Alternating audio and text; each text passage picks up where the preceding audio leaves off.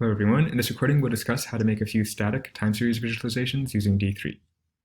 So let's start with a line plot. Remember back to one of our very first lectures, we show how to draw these kind of lines using an SVG path. Right, so an SVG path, you could define its coordinates using strings that looked like this. Right? So these were in this D attribute of an SVG path, and we would set things like M100, 100, would start the line at coordinates 100, 100, and then we would have L200, 105, it would move it to the right by 200 and then down by 105, and then so on, until you get all these joined moving parts of this line, right? So that's how we actually construct lines in SVG.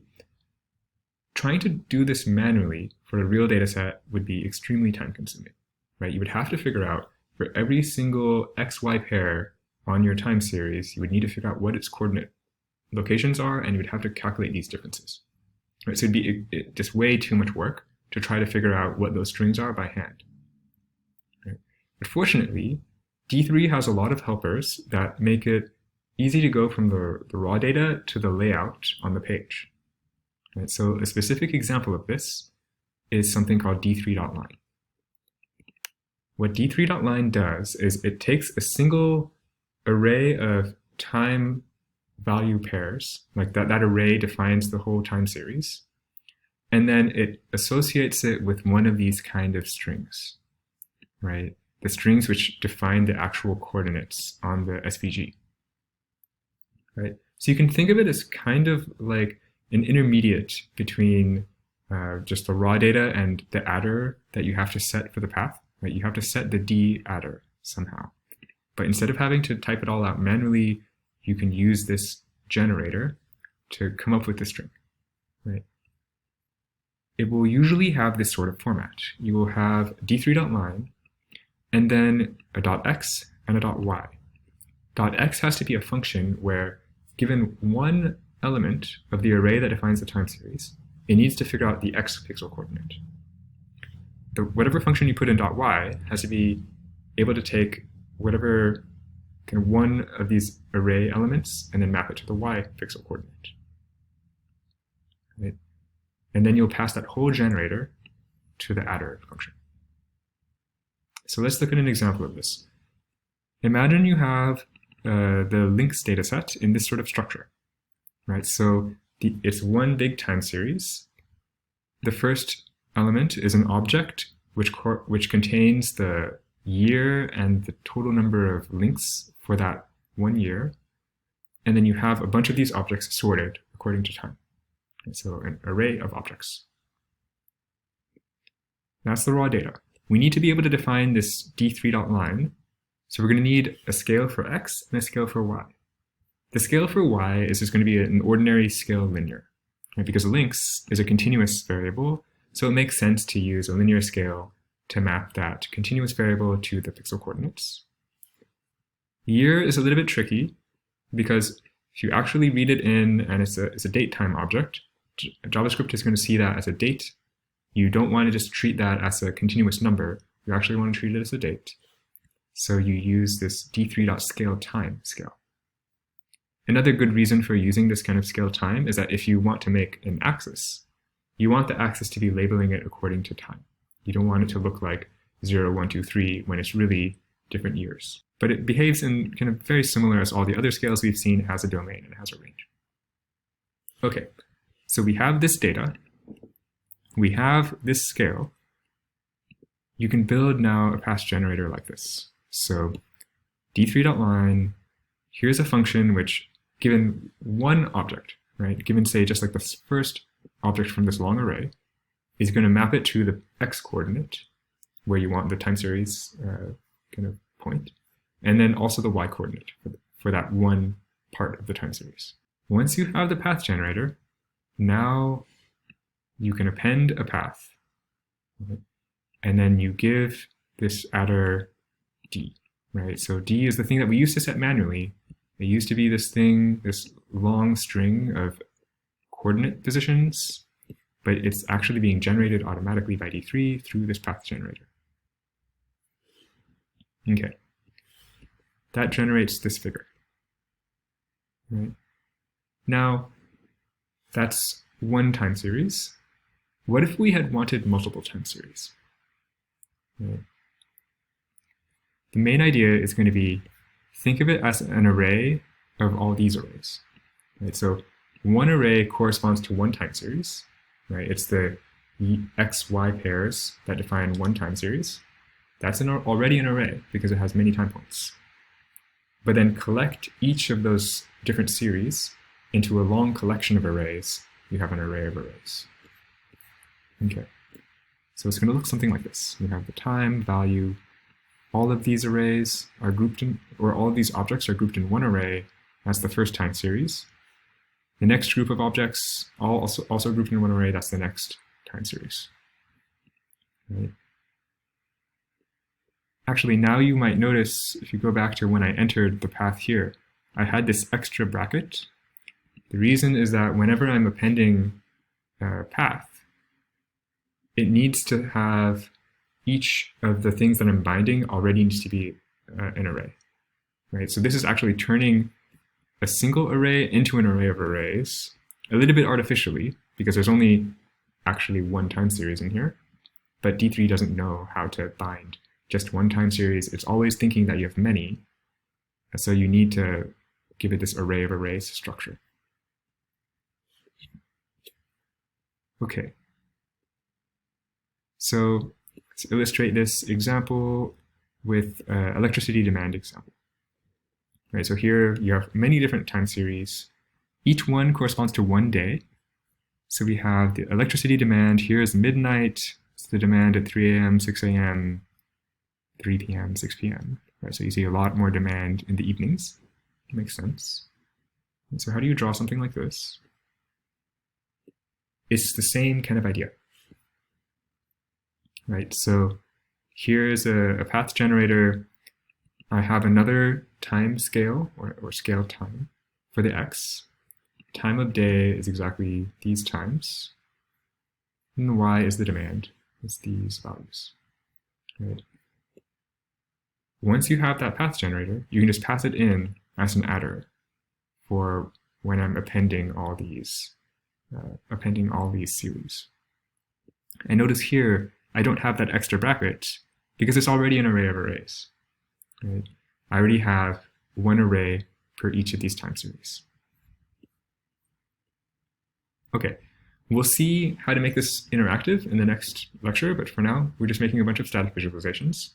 This is how you make a static line plot for time series. But we already know from last week that there are many other kinds of graphical representations of time series. Right? Line plots are just one approach. So let's look at another example. This time, we're going to try making this stream graph kind of example. Right? This is exactly the X-Men visualization from last time. Right? So how do you make this one? This one's a little bit tricky. The issue is that when you originally read in the data in D3, right, or in just JavaScript, it's going to look like this. You're going to have an array where each object in that array corresponds to one issue, and then it has values associated with each of the characters. So this is like how often that character has appeared. It's been normalized somehow, which is why you have these decimals, right? But if you think about this, right, this is going to give us one array element per issue, but then not separate array elements for different characters. And that's actually a problem, right? Because eventually, when we actually bind these paths, these are actually just paths. When we bind the paths to the screen, we're going to want a different path for each of the characters. Otherwise, you can't get different colors for each of the characters, right? Each path can only have one color attribute. So you actually need separate paths for each of the characters, right? So how are you going to get different paths, even though when you start with originally reading the data, it looks like each character, like all the characters are in each array element. Okay. The idea is somehow need to be able to split it out. And fortunately, there is already a tool in D3 for doing this layout. So this is the purpose of the d3.stack function. Whenever you want to make it could be like a stacked bar chart, stacked area chart, or in this case, like a stream graph, you're going to want to reshape the data using d3.stack. It's going to take this long array where you have many different fields within each element, and it's going to separate each of the fields into separate arrays, and then for each of those fields, you're going to get its own array giving kind of all the time values for that one element. So in this case, it's going to be for each character, you're going to have a long time series.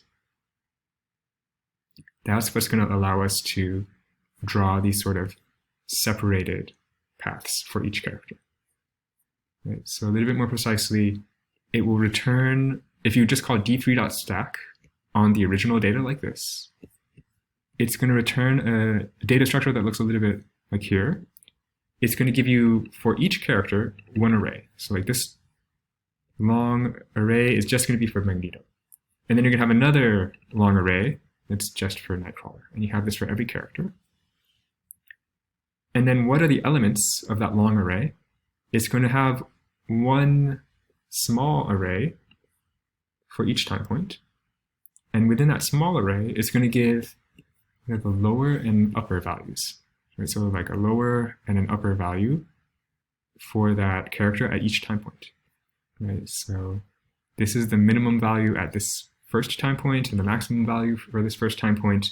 And it actually stores the entire original data set. So it's actually storing this entire D0. It's available to you in case you need to use it. Right? And often you'll use it for setting different adders. Okay, so imagine you've now reshaped it. You have this structure for the data. How do you actually draw these paths? Instead of using a line generator, these aren't lines, right? You have to use something called an area generator. So this is d3.area. But then the way it works is very similar to a line generator, right? Before we had d3.line, x and y. Here we have d3.area.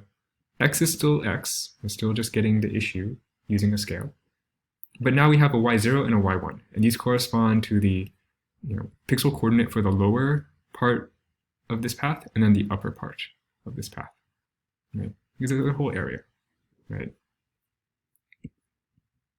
Once you have the area generator, you just pass it in as this D attribute. Right? So in that sense, it's very much like a line generator. And it's actually still just appending paths. Okay, so similar logic, right? Whenever you're working with paths, you're not going to want to type out the whole path string. You're going to want to use these sort of generators, different generators for different kinds of time series plots. Line generator if you just want ordinary lines. Area generator if you want lines with volume. Okay, so that's two examples. Let's look at just a few more, and then that will be enough for some time series visualization. So one more. Let's look at Gantt charts. I don't know if you've ever seen a Gantt chart.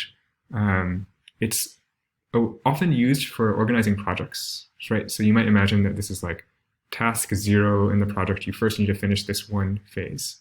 And then once you've made progress on that first phase, you can begin the next phase, right? We'll show the interactivity. Don't worry about the tooltip for now. We'll get to the interactivity later. But just, you represent each task as one bar, and then you usually sort the tasks by the order in which they have to be done. And so this would be like a really long, a task that takes a really long time. It would be a task that takes very little time. Okay.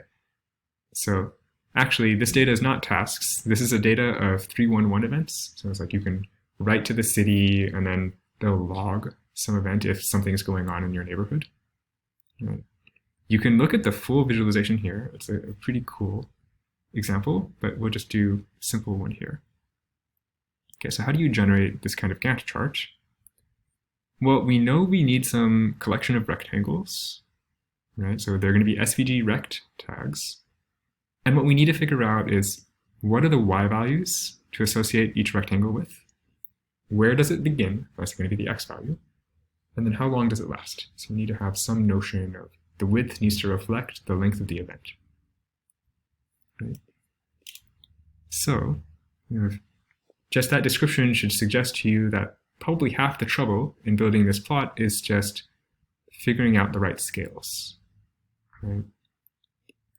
So this is a little function that's going to get the x and the y scale. The y scale is a scale band because each of these y values is going to be a different discrete event. The x is a scale time, again, because I have time, I've stored a time in the data for each of these events. So now that we have scales, we can enter the data, we append a separate rectangle for each element in the data, and then I use the x scale to get the far left x coordinate, so start date. The y scale gives me my location on the events. And then the width is just the difference between the end date on the x scale and then the start date on the x scale. This little logic is just making sure that if it's a really short event, you show at least 2 pixels. So there were a few examples that are actually 2 pixels here. It might actually be shorter, but it would be really hard to read otherwise. Okay, and then one final example. This is called a bump chart. A bump chart is usually used to visualize change in rank over time. So this one is showing, you can see like, this is California. It used to be not quite as populous. Now it's the most populous state. Texas has always been pretty populous. Florida actually increased a whole lot in the 40s, 50s. Right? So it's a kind of interesting representation of change in rank over time. I really like the way that they have color, right? So the purple is whenever it increases, orange is whenever it's decreasing, gray is whenever it's staying the same rank. How do you make something like this? Imagine the data have this sort of structure, or you can imagine the data actually do have this sort of structure. You have for each state and each time point, you have a rank. And so in 1920, New York was the most populous state in the country. At this point, you actually can just use a line generator, right? So we have scales to map the year, and you have a scale to map the rank. This curve bump x is what's making it so that you see these kind of, it's horizontal for a while before it jumps up, right? Or it's kind of these very smooth curves. It's different from just a straight line. If we didn't include this line, it would just be a straight line for the ranks. Now, tricky part is that in the original data, it's just a long array of these objects, right? But we actually want, we actually need some sort of path, right? And the other issue is we cannot just put all for the one state into one long array, because we need to change the attributes along the path, right? We need to change it from being gray in one part to being maybe purple or orange in another part, right? So you can't actually just append one long path. What's going on in this implementation is appending many small paths, and then it's changing the attribute according to the change, the rank change. Right? So there's actually a long block of code in this implementation, which is just reshaping the data so that you have these short arrays, which only have 2 elements, right? They have the element at time point and then the element at the time point right after. And so 1920 and 1930, right? And then you encode whether it's increasing or decreasing. And this is just one of the kind of mini arrays, right?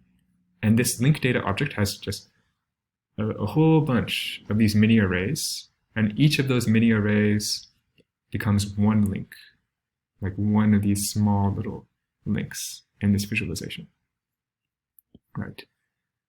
Okay, but once you've defined that data set, then you can use the exact same code from before, right? We append this link data, append a path for each one of them, and then pass in the line generator. It's the same kind of line generator. Okay, so there's a bit more to this visualization than what I've talked about, right? Like, first of all, notice that I don't actually even have to get exactly on the path. They're using a Voronoi trick, which is kind of cool. And then the other thing that's interesting is notice these colors are not just solid colors. There's like a little color gradient. It starts off a little bit lighter and then gets a little bit darker. Yeah. So that's an interesting kind of effect. They've done this using a special library in JavaScript. We're not going to go over this, but if you're curious, you can analyze the code here.